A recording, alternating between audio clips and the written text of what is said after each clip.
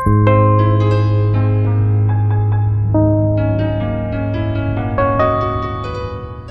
the middle of this city, we have a beautiful park. I adore that place, as many others do. Some just run through it like human-shaped cells in its grass-green veins. But I go there for lunch, when the weather is sunny and warm, and if there's no noisy concerts.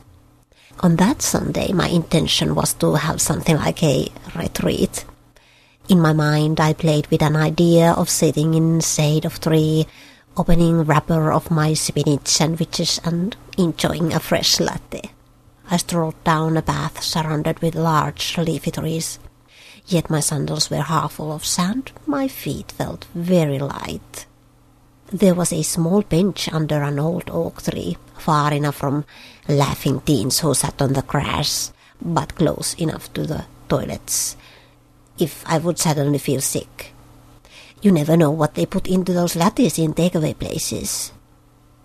Opening a wrapper is an art form, so for a while it may have taken all my attention. In the middle of that, a snarl and 2 jerky moves told me I was no longer alone on that bench. Yes, on my right there was now this middle-aged man with his bluish coat, weary old sneakers, and an awful unshaped beard.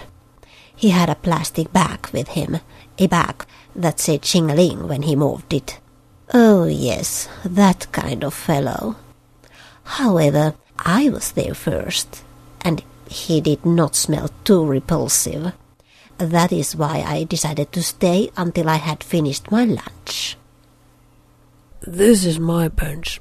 Well, technically it's the city's property, but everybody from the second alley after the bakery to the train station know that this is where I am when the alley is too crowded or I'm not collecting stuff anywhere. This bench is ideal for my back.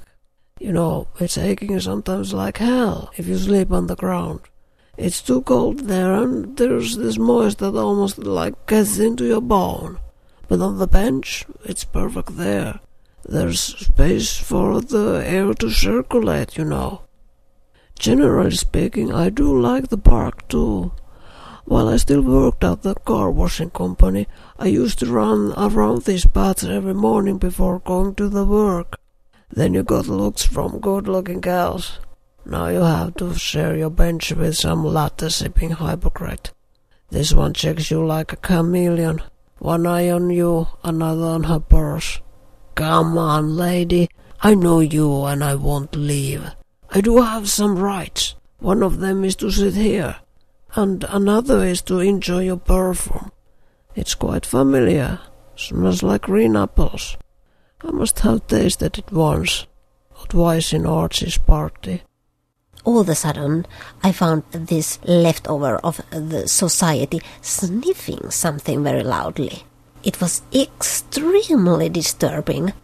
I did not want to drag his attention to me, but since I could not eat while he was doing that dreadful noise, I made myself to turn to him and asked, "Are you hungry?